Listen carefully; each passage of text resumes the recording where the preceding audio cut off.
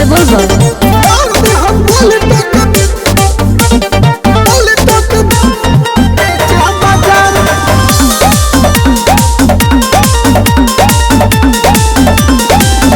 काल तक तोहारा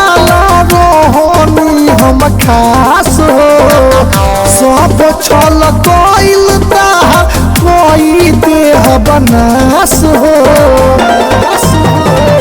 आगू के जैसे तो करो जानी बात हो बधाना डलिया जो बुलाई बरात हो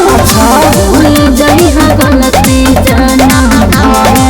जे कुमार में काहे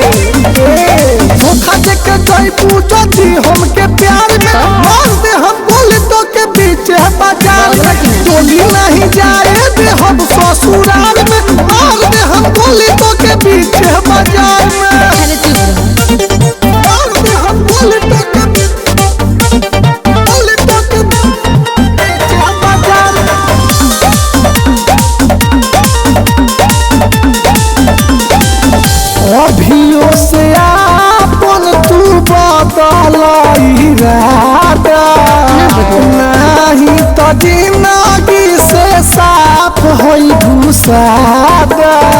ना डरिए करेला प्यार तो इज्जत ना उछालो अपना हुआ खुद सुंदर संभालो जो से नरेंद्र हाजिर है के पुकार में कोनो जरूरत नहीं